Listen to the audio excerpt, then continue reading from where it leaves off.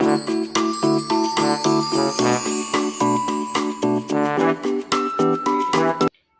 तो हम हिंदी का जो फंडामेंटल होता है उसके बारे में पूरा विस्तृत पढ़ चुके थे। आइए हम वर्णमाला जानते हैं क्या होता है, वर्णमाला को विस्तृत पढ़ेंगे और उसको देखेंगे। हम सबसे पहले जो चीज लिखे हैं उसको समझते हैं क्या लिखा है। वर्णमाला लिखा है। वर्णमाला का मतलब क्या होता है, इसकी डिफिनीशन क्या होती है। तो सबसे पहले हम इसको कहेंगे वर्णों के व्यवस्थित समूह को। वर्णों के व्यवस्थित समूह को क्या कहते हैं, वर्णमाला समूह को वर्णमाला कहते हैं। सबसे पहला जो क्वेश्चन बनता है, मैंने कहा वर्णमाला किसे कहते हैं, तो आप कहेंगे वर्णों के जो व्यवस्थित समूह होता है उसी को क्या कहते हैं, वर्णमाला कहते हैं। उसके बाद क्वेश्चन बनता है कि वर्णमाला होते कितने हैं। तो वर्णमाला जो होते हैं वो टोटल वर्णमाला की संख्या होती है, ये कितने होते हैं, 52। कितने होते हैं, 52 वर्णमाला टोटल होते हैं हमारे पास। उसके बाद क्वेश्चन बनता है कि टाइप्स ऑफ वर्णमाला, अर्थात वर्णमाला को कितने भागों में डिवाइड किया गया है। तो वर्णमाला दो भागों में बांटा गया है। वर्णमाला दो भागों में बांटा गया है। सबसे पहला जो आता है वो स्वर होता है। क्या होता है, स्वर। और जो दूसरा नंबर आता है वो होता है कि व्यंजन क्या होता है। हमने कहा सबसे पहला जो आता है क्या होता है, वो स्वर होता है। दूसरा क्या होता है, व्यंजन होता है। तो सबसे पहले हमको स्वर के बारे में जानना है, तो उसके बाद व्यंजन जानेंगे। तो सबसे पहले स्वर कितने प्रकार के होते हैं। स्वर, सबसे पहले स्वरों की संख्या कितनी होती है। इनकी जो संख्या होती है, स्वरों की संख्या जो होती है वो 11 होती है। क्या होती है, स्वरों की जो संख्या होती है 11 होती है। लेकिन जो हम मानते जो मानक में सबसे पहले जो माना गया था उसमें 13 स्वरों की संख्या मानी गई थी। आइए वो दो ऐसे नंबर हैं जिसको हम जानते ही नहीं है कि वो मतलब स्वर है कि व्यंजन है, उनको कुछ और के नाम से जाना जाता है, उसको हम सबसे पहले जानते हैं। जो दो नंबर है उनको क्या है, एक पहला आता है अंक। क्या है, अंक। और जो दूसरा होता है वो होता है क्या, अ। तो जो अंग होता है इसको हम कहते हैं अनुस्वार। क्या कहते हैं, अनुस्वार। और जो अ होता है इसको कहते हैं हम विसर्ग। और इन्हीं दोनों को मिला के जब एक नया वर्ड उत्पन्न होता है जिसे कहते हैं हम आयोगवाह। क्या कहते हैं, आयोगवाह। क्या होता है, आयोगवाह के नाम से जानते हैं हम। जो स्वर में नहीं आता है ना तो व्यंजन में ही आता है, उसे हम अंग को अनुस्वार कहते हैं, अ को विसर्ग कहते हैं। इन दोनों वर्णों को मिला के जो बनता है उसे कहते हैं क्या, आयोगवाह कहते हैं। आइए हम इसको पहले स्वर के बारे में जानेंगे, उसके बाद व्यंजन के बारे में जानेंगे। यहाँ पे देखिए मैंने क्या लिखा है, स्वर मात्राओं के आधार पे कितने प्रकार के होते हैं। तो सबसे पहले जो स्वर होते हैं वो 3 प्रकार के होते हैं। कौन कौन सा होता है, जो सबसे नंबर फर्स्ट पे आता है वो हर्ष स्वर होता है। कौन सा होता है, हर्ष स्वर। उसके बाद नंबर 2 पे आता है दीर्घ स्वर। कौन आता है, दीर्घ स्वर। उसके बाद एक आता है तीसरे नंबर पे जिसे हम कहते हैं प्लुत स्वर। प्लुप्त स्वर। क्या होता है, प्लुप्त स्वर कहते हैं। तो इन सब की भी डिफिनेशन होती है कि हर्ष स्वर किसे कहते हैं और हर्ष स्वर की संख्या कितनी होती है। फिर बनता है कि दीर्घ स्वर किसे कहते हैं और इनकी संख्याएं कितनी होती है। फिर बनता है प्लुप्त स्वर किसे कहते हैं और इसकी संख्याएं क्या होती है। तो आइए सबसे पहले हम जानते हैं नंबर 1 की डिफिनेशन क्या होती है। जो हर्ष स्वर लिखा है उसे किसे कहते हैं और उसमें कितनी संख्याएं हैं। तो मैंने ये तीनों बता दिया एक साथ। अब आइए एक एक करके पढ़ते हैं। हमने कहा जो हर्ष स्वर लिखा है, पहले इसकी डिफिनेशन जानेंगे। हर्ष स्वर किसे कहते हैं, लिखेंगे यहाँ पे कि जिन वर्णों का उच्चारण करते समय अर्थात बोलते समय, उच्चारण करते समय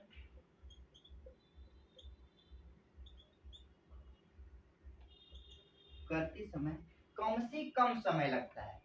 उच्चारण करते समय कम से कम समय लगता है,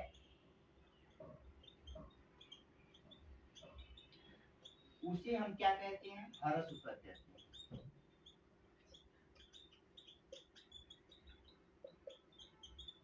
मैंने क्या कहा कि जो हर्ष स्वर होता है, जिन वर्णों का उच्चारण करते समय या हम मुख से बोलते हैं, जिसे हम बोलने में हमको कम समय लगे, कम से कम समय लगता है। जैसे मैंने कहा अ, जो छोटा आ होता है जिसे मैंने कहा उसको अ, फिर मैंने बोला छोटी ई।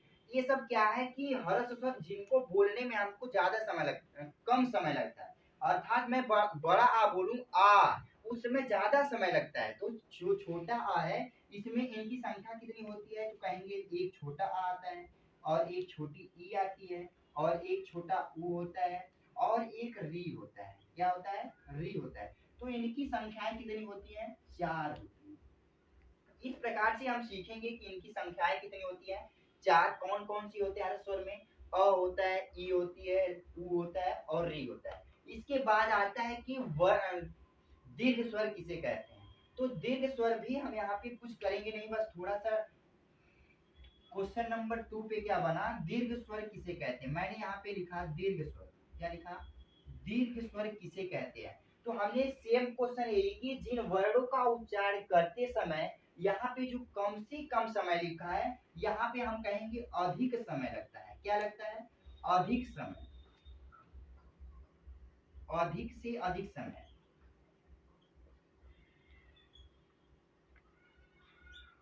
अधिक से अधिक समय लगता है, उसे हम क्या कहते हैं, ज्यादा समय लगेगा यहाँ पे, या कहते सकते हैं कि ज्यादा समय लग रहा है या अधिक से अधिक समय लगेगा, उसे हम क्या कहेंगे, दीर्घ स्वर कहेंगे। तो दीर्घ स्वर में क्या होगा, यही सब रहेंगे, बस थोड़ा सा इसमें चेंज होगा कि जो री होती है ये रहेगी नहीं और ये छोटा ऊ में बड़ा ऊ हो जाएगा, ये डबल आ बड़ा आ हो जाएगा, फिर बड़ी ई हो जाएगी, बड़ा ऊ हो जाएगा। उसके बाद री जो होता है वो छोटा आ, मतलब वो क्या होता है, हर्ष स्वर होता है। दीर्घ स्वर में बड़ा आ जिसमें अधिक समय लग रहा है। उसके बाद एक होता है ए, क्या होता है, ए मैंने ऐसे लिखा। उसके बाद एक होता है ए, उसके बाद ओ, फिर उसके बाद आता है औ। तो कितने हो गए, 1 2 3 4 5 6 7। तो हम कहेंगे दीर्घ स्वर की संख्या कितनी होती है, तो बोलेंगे 7। दीर्घ स्वरों हरस यहाँ पे दीर्घ स्वर हो जाएगा डिफिनीशन, दीर्घ स्वर कहते हैं। हमने कहा कि जो टोटल नंबर है हर्ष स्वर की संख्याओं कितनी होती है, 4 होती है। दीर्घ स्वर की संख्याएं कितनी होती हैं, 7 होती हैं। तो आइए हम प्लुप्त स्वर पे चलते हैं। प्लुप्त स्वर की भी डिफिनीशन यही होती है, बस थोड़ा सा उसमें अलग होता है। आइए हम उसको, यहाँ पे देखिए प्लुप्त स्वर किसे कहते हैं, जिन वर्णों का उच्चारण करते समय ह्रस्व या दीर्घ से ज्यादा समय लगता है। ह्रस्व और दीर्घ को मिला के उसका दुगुना समय लगेगा इसमें बोलने में। देखिए कैसे, जैसे मैंने यहाँ पे लिखा है ओम, उन दोनों को मिला के इसमें शब्द लग रहा है ओम।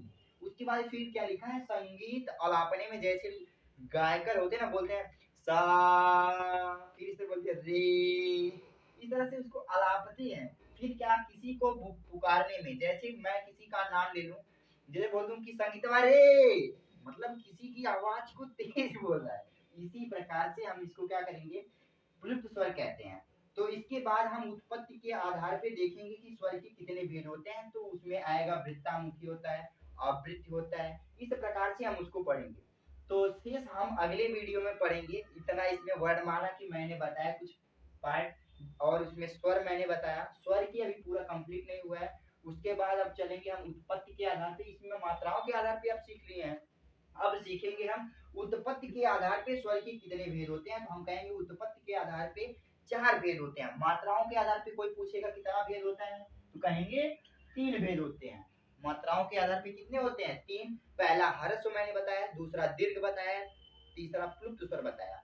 अब इसी प्रकार से जो मात्राओं के आधार पे 3 हुआ, उसी प्रकार आप बोलेंगे उत्पत्ति के आधार पे स्वर के 5 भेद, 4 भेद होते हैं। वो यहाँ पे हम देखेंगे क्या कि स्वर के जो भेद होते हैं, एक मैंने बताया मात्राओं के आधार पे स्वर के कितने भेद होते हैं। उसके बाद हम अब देखेंगे कि स्वर जो होता है उत्पत्ति के आधार पे स्वरों के 4 भेद होते हैं। कौन कौन से होते हैं, पहला जो होता है वो समृद्ध होता है, उसमें कितने होते हैं, 4 होते हैं। ये याद करना है, बड़ी ई, बड़ा ऊ, छोटी ई, छोटा ऊ, इसमें कितने होते हैं, 4 समृद्ध होते हैं। उसके बाद फिर अर्ध समृद्ध जो होता है वो 2 होते हैं। उसमें कौन कौन सा होता है, ओ और ए। उसके बाद विवृत जो होता है वो अकेले होता है आ। उसके बाद अर्ध विवृत की बात आती है, उसमें छोटा आ, ए, ओ, आ पे यहाँ पे मात्रा कितने हो गए, 2 2 4। तो अर्ध जो विवृत होता है वो 4 होते हैं। उसके बाद फिर ओष्ठ्याकृत के आधार पे स्वर के भेद, जो ओष्ठ्याकृत के आधार पे भेद होते हैं दो होते हैं। तो सबसे पहला जो आता है वो वृत्त मुखी होता है, जो दूसरा होता है वो अवृत्त मुखी होता है। वृत्त मुखी का मतलब जो हम मुख से ज्यादातर बना के बोलते हैं, जैसे मैंने कहा ऊ, मुख जो टेढ़ा मोड़ा हो जाता है उसको कहते हैं वृत्त मुखी, अर्थात वृत्त के आकार का मुख बन के आता है। जैसे मैंने बोला ऊ, उस समय हमारा ओठ जो होता है वो वृत्त के समान हो जाता है, उसी को कहते हैं हम वृत्त मुखी। जो आवृत्त मुखी है वो मतलब बिना आकृति का ही बना आ जाता है, जैसे मैंने कहा आ, उसमें वृत्त नहीं बनेगा। इसमें कितने होते हैं, छोटा ऊ, बड़ा ऊ, ओ, औ, आ, इसमें कितने हो गए, दो और दो चार एक पांच होते हैं। उसके बाद फिर आवृत्त मुखी में एक दो तीन चार पांच छह होते हैं। कौन कौन से होते हैं, अ छोटा अ, बड़ा आ, छोटी ई, बड़ी ई, ए, ये सब अवृत्त मुखी होते हैं। अब इसके बाद हम सीखेंगे कि स्वरों का उच्चारण स्थान कहाँ कहाँ पे होता है। जैसे मैंने बोल दिया छोटा ऊ, इसका उच्चारण स्थान कहाँ पे होगा, तो इस प्रकार के टॉपिक्स को हम यहाँ पे चलते हैं, लिखते हैं स्वरों का उच्चारण स्थान कहाँ कहाँ से होता है। यहाँ पे हम देखते हैं स्वरों का जो उच्चारण स्थान कहाँ कहाँ पे होता है, किस वर्ड का होता है। मैंने कहा कंठ, कंठ से किसका किसका उच्चारण हो सकता है, मैंने कहा अ, क्या होता है अ, फिर आ, दोनों क्या हो रहा है, कंठ से निकल रहे हैं हमारे। हमने इसको लिखा अ और अ, दो वर्ड ऐसे स्वर हैं जो हमारे कहाँ से निकलते हैं, कंठ से निकलते हैं। उसके बाद आती है बात किसकी, तालव्य की, अर्थात हम लोग कहते हैं तालु। क्या करते हैं, तालु जो दांत के बगल में होता है, जो ये ऊपरा भाग दांत के ऊपर होता है वो उसे तालु कहते हैं। और जो उसके और ऊपर जाएंगे जहाँ पे गड्ढा बना होता है वो क्या होता है, तालव्य होता है। उसको हम सिखाएंगे व्यंजन में कैसे क्या होता है, लेकिन उससे पहले हम जानेंगे क्या कि तालव्य क्या होता है। तो मैंने बताया जो ऊपरी दांत होता है उसके बगल वाला जिसे हम कहते हैं मस्कुर खुल गया है, वही चीज क्या होता है, तालु होता है।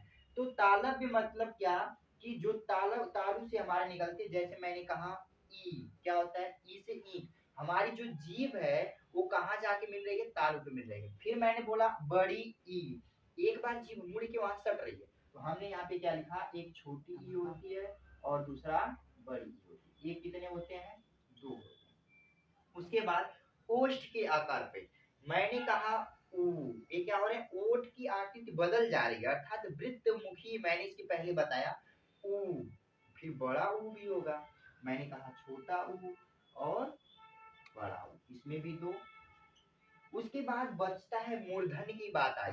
मूर्धन्य मैंने बताया तालु के बाद होता है, जो बीच में गड्ढा होता है, एकदम बीच में गाढ़ा होगा, उसमें जाके बोलेगा री। देखिए जी पूरा ऐंठ के ऊपर चली जा रही है, री बार बार आप कंपनी करेंगे तो री, अर्थात इसका क्या हो जाएगा, मूर्धन्य में री आएगा। री एक इसमें बस खाली अकेले है, क्या है, अकेले है। अब बात आती है कि कंठ और तालु दोनों से मिलके कौन वर्ड होते हैं, कंठ और तालु दोनों से मिलके बने ए, क्या होता है, कंठ से पहले ए आ रहा है, फिर वो तालु के यहाँ भी जाके जीभ सड़ रही है, इसलिए उसको कहेंगे कंठ में ए, और फिर मैंने बोला ए, कंठ से भी आवाज आ रही है और वो तालु के यहाँ भी जाके सड़ रहा है ए, इसमें भी क्या होते हैं, दो होते हैं।